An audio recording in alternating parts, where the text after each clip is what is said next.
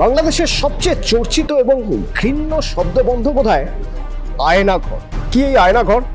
সেদিক থেকে দেখতে গেলে আয়নাঘর বোধহয় গুম ঘরের নামান্তকর।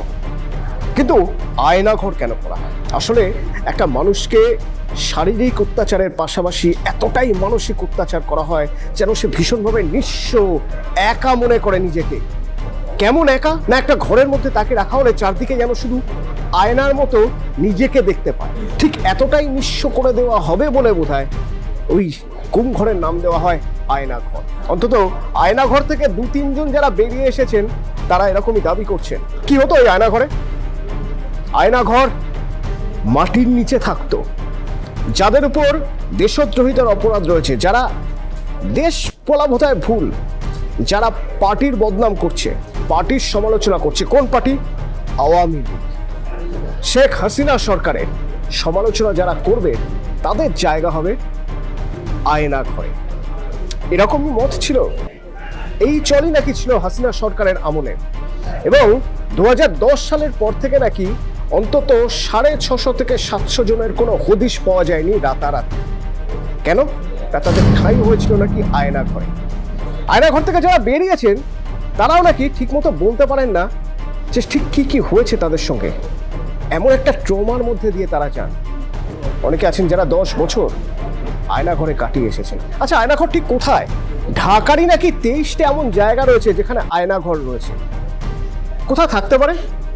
আয়নাঘরে যারা থেকে এসেছেন তারা বলছেন মাঝে মধ্যেই মেঝে কেঁপে ওঠে। তার মানে কোনো রেল লাইনের ধারে, এয়ারপোর্টের কাছাকাছি, কই গুগল ম্যাপে তো পাওয়া যায় না এরকম কোনো জায়গা। তখন সবাই বলছেন যে ত্রিপল দিয়ে ঢেকে রাখা হয় যাতে এরকম কোনো বিল্ডিংয়ের হদিশ না পাওয়া যায়। সেই সব বিল্ডিংয়ের আন্ডারগ্রাউন্ডে থাকে আয়নাঘর। কেমন হয়? সেখানে অনেক উপর থেকে একটা খুব হালকা বাল্ব, প্রায় অন্ধকার সব সময়, আর একটা এক্সস্ট ফ্যানের আওয়াজ পাওয়া যায়, বড় বড় ফ্যানের আওয়াজ। এই আওয়াজ কেন করা হয়?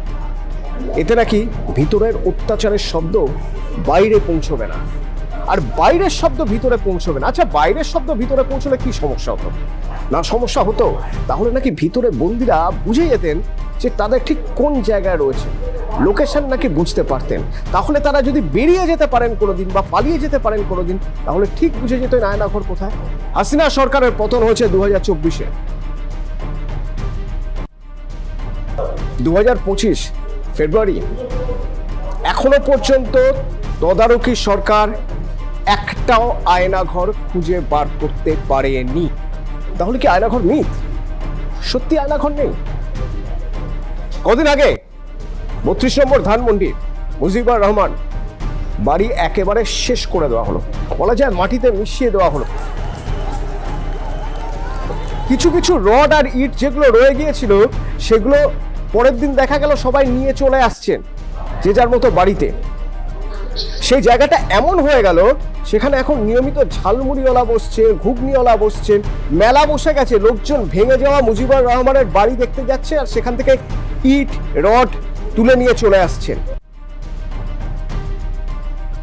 তার ভিতরে নাকি একটা নির্মীয়মান বাড়ি, সেই বাড়ির আন্ডারগ্রাউন্ডে ছিল আয়নাঘর।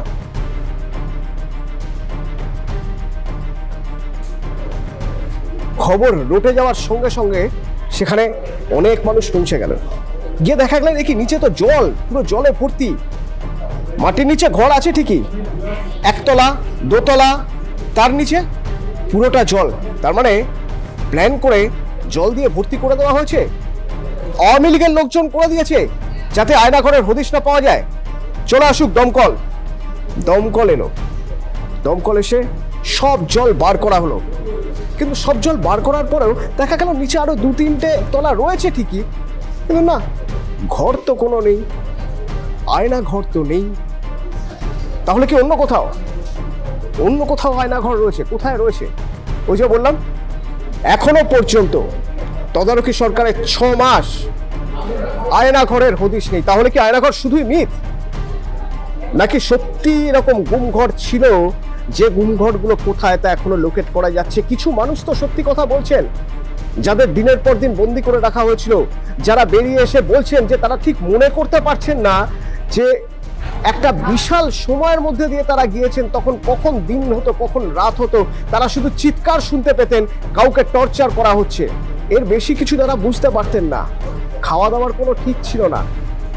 7 ফুট বাই 5 ফুট একটা ঘর, তার মধ্যে 5 ফুটের একটা উঁচু চৌকি, শুধু এইটুকুর মধ্যেই তারা থেকে গিয়েছেন। কমাস কবছর হিসেব করতে পারেন না। বেরিয়ে আসার পর হিসেব করে কেউ দেখেছেন 7 বছর, কেউ 8 বছর, কেউ 10 বছর।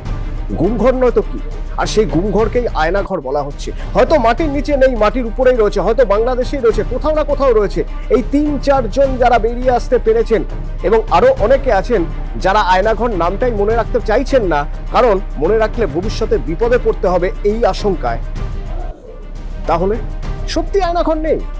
হয়তো আছে। যদি আয়নাঘর খুঁজে না পাওয়া যায় তাহলে সেটাও মোহাম্মদ ইউনূসের নেতৃত্বের তদারকি সরকারের ব্যর্থতা।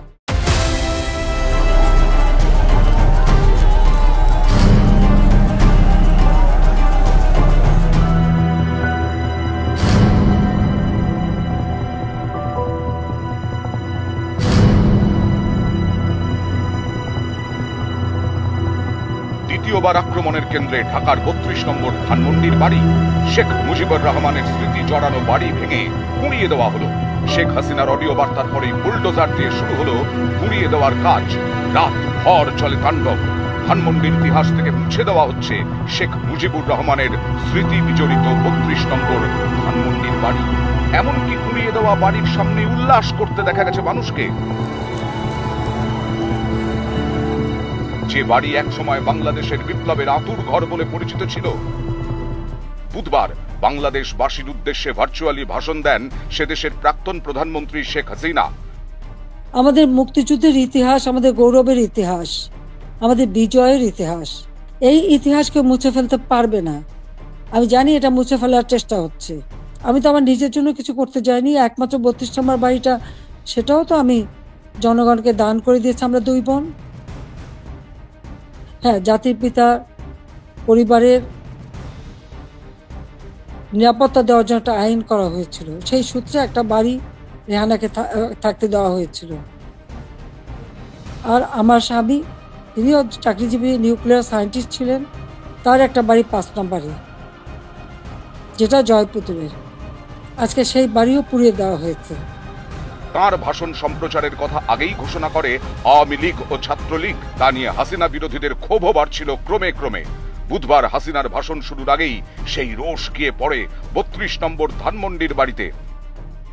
আর 32 নম্বর, এটা তো আমরা কোনো ব্যক্তিগতভাবে ব্যবহার করিনি। মিউজিয়াম, সারা বিশ্বের অনেক বড় বড় নেতারা এসেছেন, রাষ্ট্রপ্রধান এসেছেন, সরকার প্রধান এসেছেন, ওই বাড়ি ভিজিট করেছেন। আজকে সেই বাড়িটা ভেঙে ফেলা হচ্ছে কেন? বাড়িটার কি অপরাধ? ওই বাড়িটাকে কেন এত ভয়? আমি দেশের মানুষের কাছে আজকে বিচার চাই, আমি দেশের জনগণের কাছে বিচার চাই। বলুন আপনারা, আমি কি আপনাদের কিছুই করিনি? তাহলে কেন এই অপমান? কেন এই বাড়িটা ভাঙা হবে? এই বাড়ি থেকে তো স্বাধীনতার ঘোষণা দিয়েছিলেন জাতির পিতা, আর স্বাধীন দেশ হয়েছিল বলেই তো আজকে বাংলাদেশ এত উন্নত হয়েছে। তাহলে এই বাড়ি কারা ভাঙে? আমি আপনাদের কাছে, দেশের জনগণের কাছে বিচার চাই। মুজিবের বাড়িতে তাণ্ডব, ভাঙচুর চালায় জনতা। পরে সেখানেও অগ্নিসংযোগ করা হয়।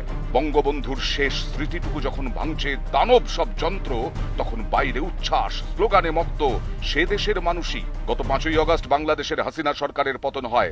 তার 6 মাস পূর্তিতে বুধবার সোশ্যাল মিডিয়ায় ভাষণ দেন শেখ হাসিনা। যে স্মৃতিটুকু নিয়ে 2 বোন বেঁচে ছিলাম, আজকে সেই স্মৃতিটুকু ভেঙে ফেলা হচ্ছে। এর আগে আগুন দিয়ে পুড়িয়েছে, আজকে তা ভেঙে ফেলা হচ্ছে। হ্যাঁ, একটা দালান ভেঙে ফেলতে পারে, ইতিহাস মুছতে পারবে না। আক্রমণ করেন ইউনূস সরকারের বিভিন্ন কর্মসূচির।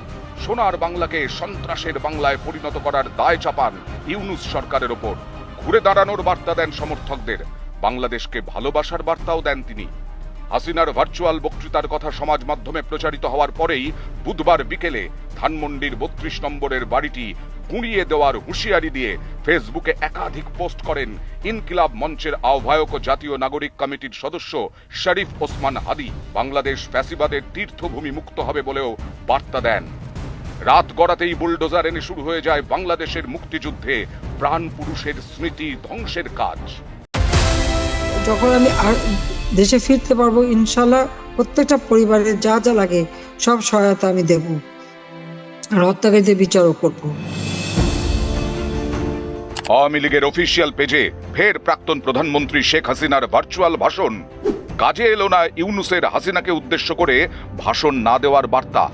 দলের সহকর্মীদের উদ্দেশ্যে এবং খুন হওয়া পুলিশ পরিবারের উদ্দেশ্যে তার সহমর্মিতার বার্তা প্রচার হলো আওয়ামী লীগের অফিসিয়াল ফেসবুক পেজে। তাদের সাথে আমি কথা বলতে চাচ্ছি। আমার সত্যি খুবই কষ্ট লাগছে। স্বজন হারাবার বেদনা যে কি কষ্টের তা বোধহয় আমার থেকে আর কেউ বুঝতে পারবে না। ইউনূসের অপদার্থতা এবং খুনের চক্রান্তে আবার সরব হলেন হাসিনা।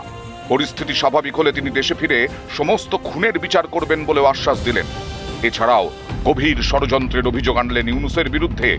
মৃত পড়ুয়াদের শরীরে থাকা গুলি পুলিশের নয়, পড়ুয়া মৃত্যু ও মোহাম্মদ ইউনূসের পরিকল্পনা। বিস্ফোরক আওয়ামী নেত্রী। এবং তাদের আন্দোলনের মধ্যে যতগুলি লাশ পড়েছে সেগুলি যদি এখন কবর থেকে বের করে পোস্টমর্টম করা যায়, দেখা যাবে এখানে পুলিশ গুলি করে নাই, সেনাবাহিনী গুলি করে নাই, র্যাব গুলি করে নাই, বিজিবি গুলি করে নাই। সেখানে এমন এক রাইফেল ব্যবহার করা হয়েছে, বুলেট ব্যবহার করা হয়েছে, যে বুলেট সেটা ইউনূসের যে উপদেষ্টা স্বরাষ্ট্র মন্ত্রণালয়ের দায়িত্বে ছিলেন সাখাওয়াত সাহেব, তিনি নিজেই একজন সেনাবাহিনীর লোক, কাজী অফিসার, তিনি জানেন এবং তিনি সেই বুলেট থেকে বলেছেন এটা 7.62 বুলেট। এই বুলেট পুলিশ ব্যবহার করে না বা আমাদের কেউ ব্যবহার করে না। সেই গুলিতেই তারা মারা গেছে। এবং যখন এটা মিছিলের মধ্যে তারা ছিল, সেখানে কোন পুলিশ ছিল অনেক দূরে, হঠাৎ একটা গুলি লেগে মারা গেল, সেটা কিভাবে হয়?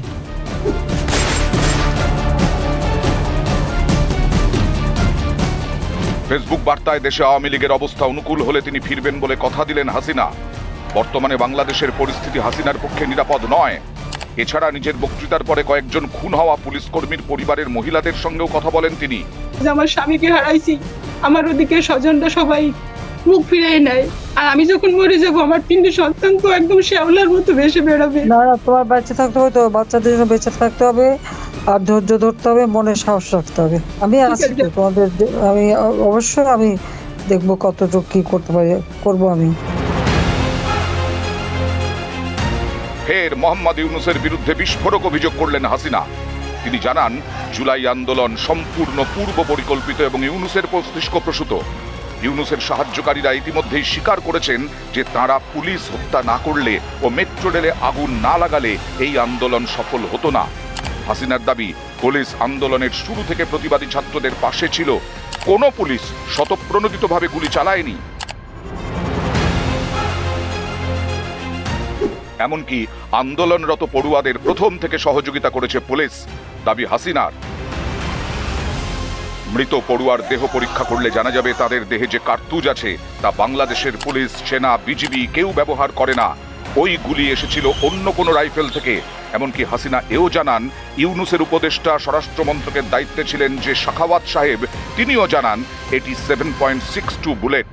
এই বুলেট বাংলাদেশের কোনো সরকারি প্রতিষ্ঠান ব্যবহার করে না। তবে গুলি করলো কারা? কে ব্যবহার করলো এই অন্য রকমের রাইফেল? তবে কি পড়ুয়া খুনের ঘটনাও সম্পূর্ণ পরিকল্পিত? হাসিনার দাবিতে স্বাভাবিকভাবে আলোচনার কেন্দ্রে বর্তমানের ভারপ্রাপ্ত রাষ্ট্রনায়ক ইউনূস। হাসিনার কড়া আক্রমণের মুখে ইউনূসের ক্ষমতা দখলের ষড়যন্ত্র আরও জোরালো হচ্ছে বলে মনে করছেন বিশেষজ্ঞ মহল।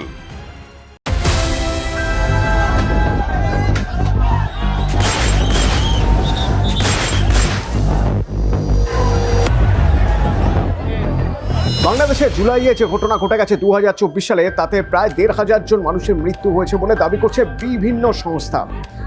বেশ কিছু পুলিশও নিহত হয়েছে। তো যেসব পুলিশ কর্মীরা নিহত হয়েছেন কর্তব্যরত অবস্থায়, তাদের কয়েকজনের স্ত্রীর সঙ্গে একটা ভার্চুয়াল মিট করলেন শেখ হাসিনা। আর সেই ভার্চুয়াল মিটে তিনি এক চাঞ্চল্যকর দাবি করছেন। তিনি বলছেন, সেদিন পুলিশ গুলি চালায়নি, এত মানুষ মারা গেল কিন্তু পুলিশের গুলিটা নয়। তার এই দাবির ভিত্তি কি? তিনি বলছেন যে কবর থেকে যদি দেহগুলো এখন তুলে আনা যায় তাহলে দেখা যাবে তাদের গায়ে যে বুলেট রয়েছে সেগুলো 7.62 বুলেট, এবং এই 7.62 বুলেট বাংলাদেশ পুলিশ, র্যাব বা বাংলাদেশের সেনার কাছে নেই। এবং তাদের আন্দোলনের মধ্যে যতগুলি লাশ পড়েছে সেগুলি যদি এখন কবর থেকে বের করে পোস্টমর্টম করা যায়, দেখা যাবে এখানে পুলিশ গুলি করে নাই, সেনাবাহিনী গুলি করে নাই, র্যাব গুলি করে নাই, বিজিবি গুলি করে নাই। সেখানে এমন এক রাইফেল ব্যবহার করা হয়েছে, বুলেট ব্যবহার করা হয়েছে, যে বুলেট সেটা ইউনূসের যে উপদেষ্টা স্বরাষ্ট্র মন্ত্রণালয়ের দায়িত্বে ছিলেন সাখাওয়াত সাহেব, তিনি নিজেই একজন সেনাবাহিনীর লোক, কাজী অফিসার, তিনি জানেন এবং তিনি সেই বুলেট দেখে বলেছেন এটা 7.62 বুলেট। এই বুলেট পুলিশ ব্যবহার করে না বা আমাদের কেউ ব্যবহার করে না, কাজে সেই গুলিতেই তারা মারা গেছে। এবং যখন এটা মিছিলের মধ্যে তারা ছিল, সেখানে কোন পুলিশ ছিল অনেক দূরে, হঠাৎ একটা গুলি লেগে মারা গেল, সেটা কিভাবে হয়? চাঞ্চল্য ছড়িয়ে পড়েছে তার এই দাবি থেকে। তিনি আরও দাবি করছেন যে যাদের মারা হয়েছে বা যাদের গায়ে গুলি লেগেছে তারা তো মিছিলের মাঝখানে ছিল, বাংলাদেশ পুলিশ তো ছিল মিছিলের আগে, সেখান থেকে গুলি ছুড়বে, আর মিছিলের সামনে যারা আছেন তারা মারা না গিয়ে মিছিলের মাঝখানে যারা রয়েছেন তারা কি করে মারা যাচ্ছেন, তাদের গায়ে কিভাবে গুলি লাগছে? নতুন করে উঠে আসছে 7.62 বুলেটের তত্ত্ব। এই 7.62 বুলেট বাংলাদেশ পুলিশ বা র্যাবের কাছে নেই বা সেনার কাছে নেই, এই দাবি অনেক দিন আগে শেখ হাসিনার পুত্র তিনি দেশের বাইরে থেকে করেছিলেন। তিনি দাবি করেছিলেন যে পুলিশ তাহলে গুলি চালায়নি, এটা প্রমাণ হয়ে যাচ্ছে।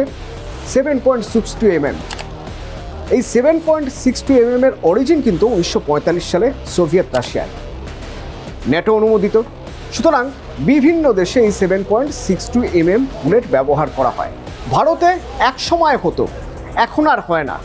এখন প্র্যাকটিসের জন্য, গানারি প্র্যাকটিসের জন্য ফাঁকা বুলেট ইউজ করা হয় 7.62 এর, তাছাড়া ব্যবহার হয় না। কিন্তু পৃথিবীর অনেক দেশেই হয়। তাহলে কি বাইরে থেকে কোনো দেশ মদদ দিয়েছে বাংলাদেশের জুলাইয়ের এই নারকীয় ঘটনার পিছনে? বাইরে থেকে কেউ উস্কানি দিয়েছে? বাইরে থেকে কেউ বুলেট সাপ্লাই করেছে, আর্মস সাপ্লাই করেছে? সেই দাবি করেছিলেন শেখ হাসিনার ছেলে। আর এখন শেখ হাসিনাও অন্তত সেরকম একটা দাবি করার চেষ্টা করছেন, এবং সেখানে দাবি করতে গিয়ে তিনি কি বলছেন যে এখন যে তদারকি সরকার, সেই তদারকি সরকারের একজন সদস্য সাখাওয়াত হোসেন, তিনিও সে সময় একটা ইন্টারভিউয়ে দাবি করেছিলেন যে 7.62 বুলেট বাংলাদেশ পুলিশের কাছে নেই।